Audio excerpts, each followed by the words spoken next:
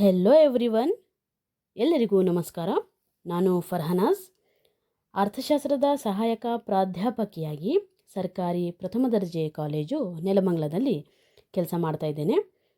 ವಿದ್ಯಾರ್ಥಿಗಳೇ, ಇವತ್ತಿನ 5ನೇ ಸೆಷನ್ನಲ್ಲಿ topic producers equilibrium, isoquants and isocost curves, ಉತ್ಪಾದಕನ ಸಮತೋಲನದಲ್ಲಿ ನಾವು ಮೊದಲು ಸಮಾನ ಉತ್ಪನ್ನ ರೇಖೆಗಳು ಮತ್ತು ಸಮಾನ ವೆಚ್ಚದ ರೇಖೆಗಳ ಬಗ್ಗೆ ಅಧ್ಯಯನ ಮಾಡಬೇಕಾಗುತ್ತೆ. ಇವಾಗ ಅದಕ್ಕಾಗಿ ಸಮಾನ ಉತ್ಪನ್ನ ರೇಖೆಗಳನ್ನು ಫಸ್ಟ್ ತಿಳಿದುಕೊಳ್ಳೋಣ.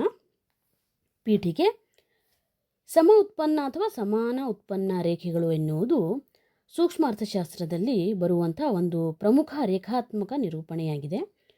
ಇದು ಒಂದು ನಿರ್ದಿಷ್ಟ ಮಟ್ಟದ ಉತ್ಪಾದನೆಯನ್ನು ಉತ್ಪಾದಿಸುವ ಎರಡು ಉತ್ಪಾದನಾಂಗಗಳ ಎಲ್ಲ ವಿಧದ ಅಥವಾ ವಿವಿಧ ಸಂಯೋಜನೆಗಳನ್ನು ತೋರಿಸುತ್ತದೆ.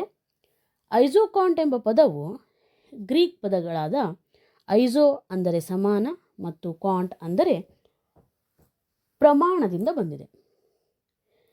An isocont curve is a graphical representation in microeconomics that shows all the various combinations of two inputs that produce a given level of output.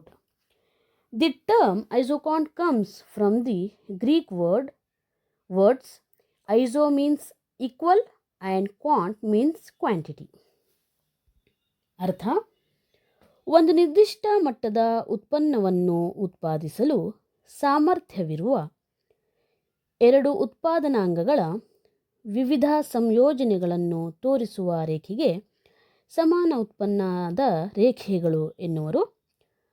ಔದಾಸೀನ್ಯ ವಕ್ರರೇಖೆಯು ಅನುಭೋಗಿಗೆ ಸಮಾನ ಮಟ್ಟದ ತೃಪ್ತಿಯನ್ನು ನೀಡಬಲ್ಲ ಎರಡು ವಸ್ತುಗಳ ವಿವಿಧ ಸಂಯೋಜನೆಗಳನ್ನು ತೋರಿಸುವಂತೆ, ಸಮ ಉತ್ಪನ್ನ ರೇಖೆಗಳೂ ಸಹ ಉತ್ಪಾದಕನಿಗೆ ಒಂದೇ ಮಟ್ಟದ ಉತ್ಪನ್ನ ನೀಡಬಲ್ಲ ಎರಡು ಉತ್ಪಾದನಾಂಗಗಳ ವಿವಿಧ ಸಂಯೋಜನೆಗಳನ್ನು ತೋರಿಸುತ್ತದೆ.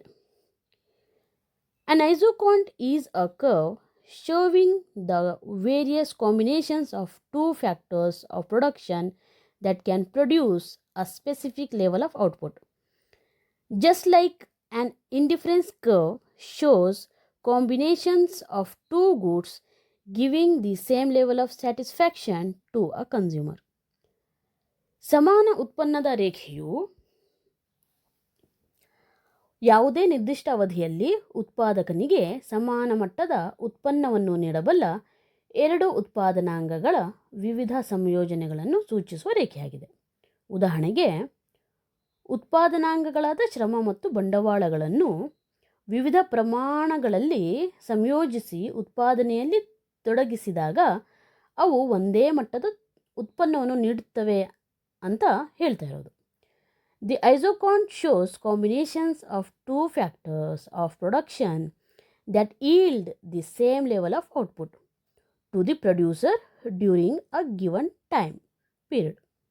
For example, by combining different amounts of labor and capital in production, it is possible to produce the same quantity of output.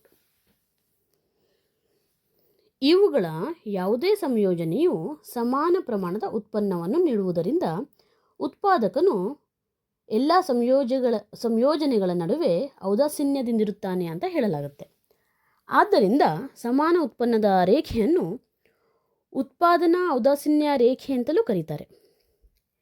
ಸಮಾನ ಉತ್ಪನ್ನದ ರೇಖೆ ಅನುಭೋಗಿ ಔದಾಸೀನ್ಯ ರೇಖೆ ದಂತೆ ಉತ್ಪಾದಕನ ಔದಾಸೀನ್ಯ ರೇಖೆ ಆಗಿದೆ ಅಂತ ಹೇಳಿದರೂ ತಪ್ಪಾಗಲಾರದು.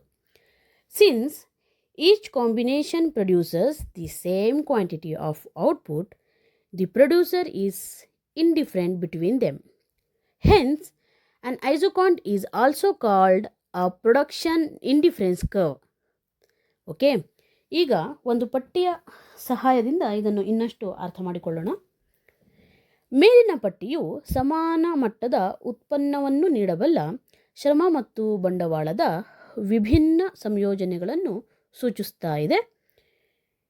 2 ಘಟಕಗಳ ಶ್ರಮ ಮತ್ತು 16 ಘಟಕಗಳ ಬಂಡವಾಳದ ಒಂದನೇ ಸಂಯೋಜನೆ 4 ಘಟಕಗಳ ಶ್ರಮ ಮತ್ತು 12 ಘಟಕಗಳ ಬಂಡವಾಳದ ಎರಡನೇ ಸಂಯೋಜನೆ 6 ಘಟಕಗಳ ಶ್ರಮ ಮತ್ತು 9 ಘಟಕಗಳ ಬಂಡವಾಳದ ಮೂರನೇ ಸಂಯೋಜನೆ ಹಾಗೂ 8 ಘಟಕಗಳ ಶ್ರಮ ಮತ್ತು 7 ಘಟಕಗಳ ಬಂಡವಾಳದ ನಾಲ್ಕನೇ ಸಂಯೋಜನೆ ಹಾಗೂ 10 ಘಟಕಗಳ ಶ್ರಮ ಮತ್ತು 6 ಘಟಕಗಳ ಬಂಡವಾಳದ ಐದನೇ ಸಂಯೋಜನೆ. ಇವೆಲ್ಲವನ್ನು ಗಮನಿಸಿದರೆ ನಮಗೆ ತಿಳಿದು ಬರುವುದೇನು ಅಂತ ಹೇಳಿದರೆ ಸಮಾನ ಪ್ರಮಾಣದ ಉತ್ಪನ್ನವನ್ನು ನೀಡ್ತಾ ಇದ್ದಾವೆ. ಅದು 50 ಘಟಕಗಳು ಆಗಿದೆ. ಇವುಗಳಲ್ಲಿ ಯಾವುದೇ ಸಂಯೋಜನೆಯನ್ನು ಆಯ್ಕೆ ಮಾಡಿಕೊಂಡು ಉತ್ಪಾದನೆ ಮಾಡಿದರೂ ಸಹ ಉತ್ಪಾದಕನಿಗೆ ಒಂದೇ ಮಟ್ಟದ ಉತ್ಪನ್ನ ದೊರೆಯುತ್ತದೆ. Isoquant product combinations can be seen in above table. In first column, we can see factors combination. In column second, labor plus machines. In third column, we can see that the units are mentioned. The production unit. The above list indicates the different combinations of labor and capital that can produce the same level of output. The first combination of 2 units of labor and 16 units of capital. The second combination of 4 units of labor and 12 units of capital. The second combination of 6 units. Third combination of 6 units of labor and 9 units of capital. The fourth combination of 8 units of labor, 7 units of capital. And fifth combination of 10 units of labor and 6 units of capital is giving the same unit of product, that is 50 units of production. ಈ ಸಂಯೋಜನೆಗಳನ್ನು ಇವಾಗ ಒಂದು ಚಿತ್ರದ ಮೂಲಕ ನೋಡೋಣ. ಇದೇ ಪಟ್ಟಿಯನ್ನು ಇವಾಗ ಚಿತ್ರದಲ್ಲಿ ನೋಡೋಣ. ಚಿತ್ರದಲ್ಲಿ OX ಅಕ್ಷ ಶ್ರಮವನ್ನು OY ಅಕ್ಷ ಬಂಡವಾಳ ಈ ಎರಡು ಉತ್ಪಾದನಾಂಗಗಳನ್ನು ತೋರಿಸ್ತಾ ಇದೆ. EPC ರೇಖೆ ಎಂಬುದು ಸಮಾನ ಉತ್ಪನ್ನದ ರೇಖೆ, ಈಕ್ವಲ್ ಪ್ರಾಡಕ್ಟ್ ಕರ್ವ್ ಆಗಿದೆ. ಎರಡು ಪ್ರಮಾಣದ ಶ್ರಮ ಮತ್ತು ಬಂಡವಾಳದ 5 ವಿಭಿನ್ನ ಸಂಯೋಜನೆಗಳು ನಾವಿಲ್ಲಿ ನೋಡ್ತಾ ಇದ್ದೀವಿ. ಅಂದರೆ ಶ್ರಮ ಮತ್ತು ಬಂಡವಾಳದ ಟೇಬಲಲ್ಲಿ ನೋಡಿದಂತಹ ಎಲ್ಲ ರೀತಿಯ ಸಂಯೋಜನೆ 5 ಸಂಯೋಜನೆಯನ್ನು ನಾವು ಚಿತ್ರದಲ್ಲಿ ನೋಡ್ತಾ ಇದ್ದೇವೆ. EPC ಆ ಒಂದು ರೇಖೆಯಲ್ಲಿ ನಾವು 5 ಸಂಯೋಜನೆಗಳನ್ನು ಗುರುತಿಸಿದ್ದೀವಿ. ಇಲ್ಲಿ ಕಂಡುಬರುವುದೇನಂತ ಹೇಳಿದರೆ ಈ 5 ವಿಭಿನ್ನ ಸಂಯೋಜನೆಗಳು 50 ಘಟಕಗಳ ಉತ್ಪನ್ನವನ್ನು ನೀಡುವ ಸಾಮರ್ಥ್ಯ ಹೊಂದಿವೆ ಎಂಬುದನ್ನು ಚಿತ್ರದಲ್ಲಿ ವ್ಯಕ್ತವಾಗ್ತಾ ಇದೆ. ವಿವಿಧ ಪ್ರಮಾಣಗಳ ಉತ್ಪನ್ನವನ್ನು ನೀಡಬಲ್ಲ 2 ಉತ್ಪಾದನಾಂಗಗಳ ಬೇರೆ ಬೇರೆ ಸಂಯೋಜನೆಯಿಂದ ಒಂದೇ ಪ್ರಮಾಣದ ಏನು ಸಿಗ್ತಾ ಇದೆ, ನಮಗೆ ಉತ್ಪನ್ನ ಸಿಗ್ತಾ ಇದೆ. The EPC curve is the equal product curve. This curve shows that 5 different combinations of 2 units, the labor and capital, are capable of producing 50 units of output. Okay, next. ಹೀಗೆ 2 ಉತ್ಪಾದನಾಂಗಗಳ ಬೇರೆ ಬೇರೆ ಸಂಯೋಜನೆಗಳನ್ನು ಸೂಚಿಸುವಂತಹ ಹಲವು ಸಮಾನ ಉತ್ಪನ್ನ ರೇಖೆಗಳನ್ನು ಒಂದೆಡೆಗೆ ಸೇರಿಸಿದಾಗ ಅದನ್ನು ನಾವು ಸಮಾನ ಉತ್ಪನ್ನ ನಕ್ಷೆ ಅಂತ ಕರಿತೀವಿ. ಅಂದರೆ an equal product map is obtained when a number of equivalent product lines representing different combinations of 2 factors of production that can produce different quantities of output are added together. Okay, ಚಿತ್ರದಲ್ಲಿ ತೋರಿಸುವಂತೆ 3 ಸಮಾನ ಉತ್ಪನ್ನದ ರೇಖೆ ಇಲ್ಲಿ ಕಾಣ್ತಾ ಇದ್ದೇವೆ. ವಿವಿಧ ಪ್ರಮಾಣದಲ್ಲಿ ಶ್ರಮ ಮತ್ತು ಬಂಡವಾಳವನ್ನು ಸಂಯೋಜಿಸಿ ಬಳಸಿದಾಗ 100 ಘಟಕಗಳ ಉತ್ಪನ್ನ ದೊರೆಯುತ್ತದೆ ಎಂದು ಒಂದನೇ ಸಮಾನ ಉತ್ಪನ್ನ ರೇಖೆ EPC ತೋರಿಸ್ತಾ ಇದೆ. 150 ಘಟಕಗಳ ಉತ್ಪನ್ನ ದೊರೆಯುತ್ತದೆಂದು ಎರಡನೇ ಸಮಾನ ಉತ್ಪನ್ನ ರೇಖೆ ತೋರಿಸ್ತಾ ಇದೆ ಮತ್ತು 200 ಘಟಕಗಳ ಉತ್ಪನ್ನ ದೊರೆಯುತ್ತದೆಂದು ಮೂರನೇ ಸಮಾನ ಉತ್ಪನ್ನ ರೇಖೆ ತೋರಿಸ್ತಾ ಇದೆ. ಹೆಚ್ಚಿನ ಮಟ್ಟದ ಉತ್ಪನ್ನವನ್ನು ಪಡೆಯಲು 2 ಉತ್ಪಾದನಾಂಗಗಳನ್ನು ಸಂಪೂರ್ಣವಾಗಿ ಬೇರೆ ಪ್ರಮಾಣದಲ್ಲಿ ಸಂಯೋಜಿಸಿ ಉತ್ಪಾದನೆ ಮಾಡಬೇಕೆಂಬುದು ಇದರಿಂದ ತಿಳಿಯಲ್ಪಡುವ ಅಂಶವಾಗಿದೆ. There are the 3 equivalent product curves. The first equivalent product curve EPC shows that 100 units of output are produced when different amounts of labor and capital are used. The second product curve shows that 150 units of output are produced. And the third isocont product curve indicates that 200 units of output will be produced.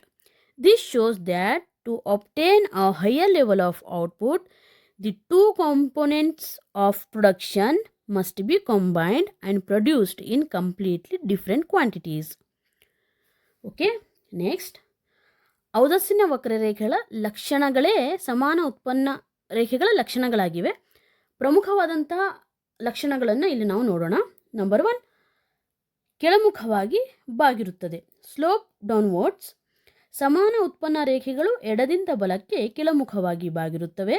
ಒಂದೇ ಮಟ್ಟದ ಉತ್ಪನ್ನವನ್ನು ಪಡೆಯಲು ಒಂದು ಉತ್ಪಾದನಾಂಗವನ್ನು ಹೆಚ್ಚಿನ ಪ್ರಮಾಣದಲ್ಲಿ ಬಳಸಿದಂತೆ ಮತ್ತೊಂದು ಉತ್ಪಾದನಾಂಗದ ಪ್ರಮಾಣವನ್ನು ಕಡಿಮೆ ಮಾಡಬೇಕಾಗುತ್ತೆ. The characteristics of indifference curves are the same as those of isocont lines. Slope downwards, equivalent product lines or slope downwards from left to right. Number 2, ಸಮ ಉತ್ಪನ್ನ ರೇಖೆಗಳು ಮೂಲಕ್ಕೆ ಪೀನ ಮಧ್ಯವಾಗಿರುತ್ತವೆ. ಸಮಾನ ಉತ್ಪನ್ನದ ರೇಖೆಗಳು ಮೂಲ ರೇಖೆಗೆ ಪೀನ ಮಧ್ಯವಾಗಿರುತ್ತವೆ.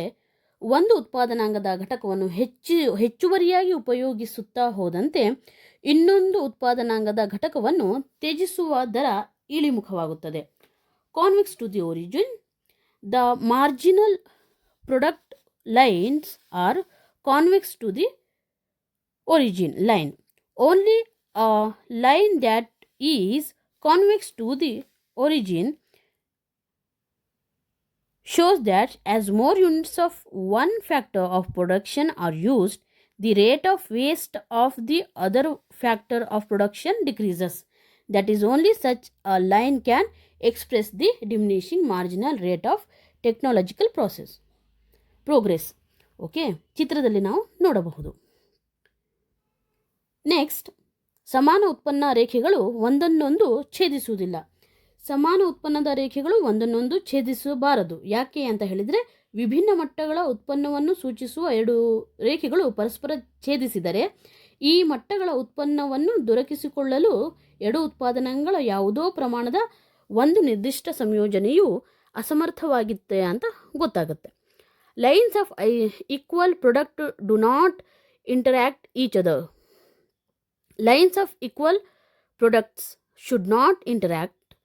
If two lines representing in different levels of product intersect, it means that a certain combination of the two factors of production is incapable of producing these levels of product. Okay, next. ಮೇಲ್ಭಾಗದ ರೇಖೆಯು ಅಧಿಕ ಉತ್ಪನ್ನವನ್ನು ಪ್ರತಿನಿಧಿಸುತ್ತದೆ. Higher the curve represents a higher level of production. Okay, ಇದಾದ ಮೇಲೆ ಇವಾಗ ಸಮ ಉತ್ಪನ್ನದ ರೇಖೆಗಳ ಬಗ್ಗೆ ನೋಡೋಣ. ಸಮ ಉತ್ಪನ್ನದ ರೇಖೆ ಅಲ್ಲ, ಸಮ ವೆಚ್ಚದ ರೇಖೆಗಳು, ಐಸೋಕಾಸ್ಟ್ ಕರ್ವ್ಸ್. ಓಕೆ, ಸಮವೆಚ್ಚದ ರೇಖೆಗಳು ಔದಾಸೀನ್ಯ ವಕ್ರರೇಖೆಯ ಬೆಲೆ ರೇಖೆಯಂತೆ ಇರುತ್ತವೆ.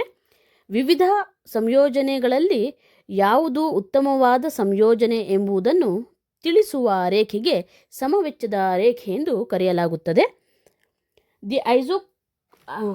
The equilibrium cost lines are like the price line of the curve.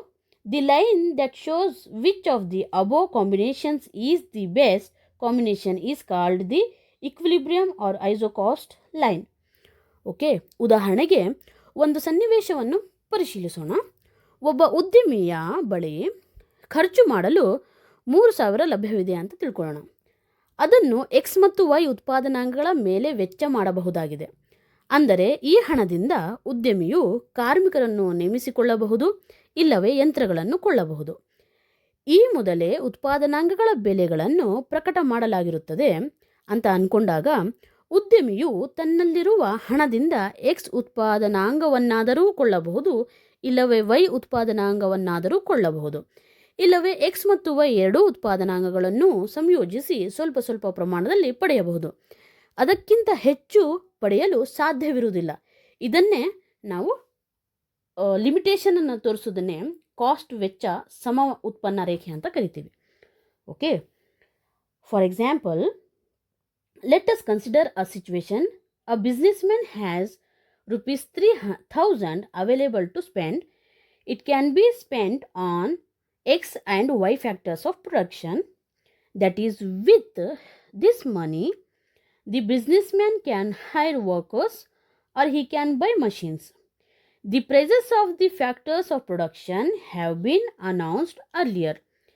The businessman can buy X factor of production with the money he has, or he can buy Y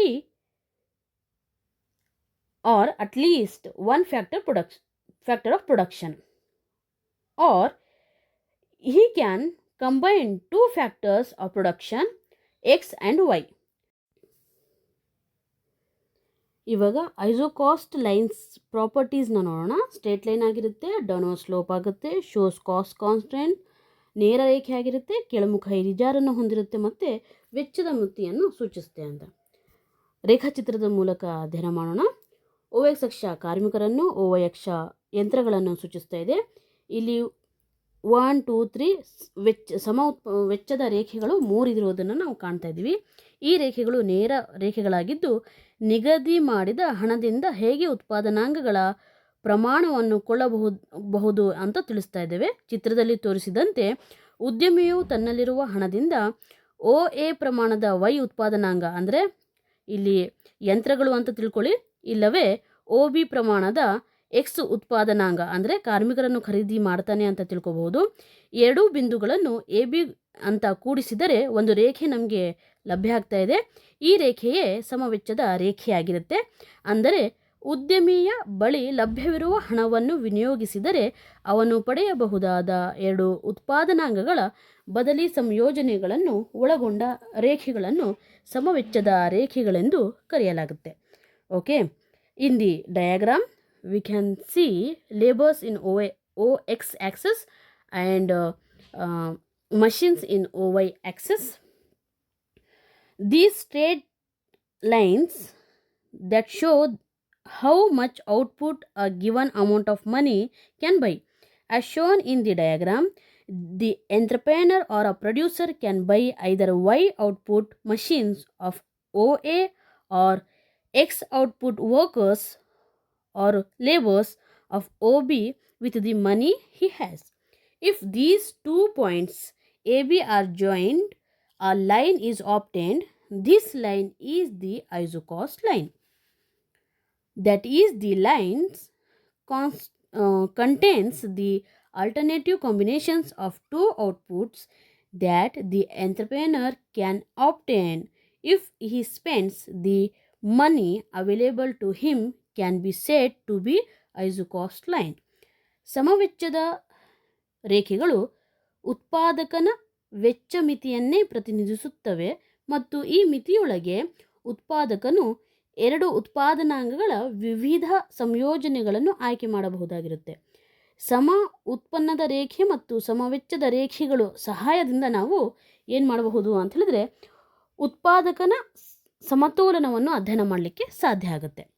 The isocost line represents the cost constraint of the producer, within which they can choose different combinations of the two factors with the help of both the isocont curve and the isocost line.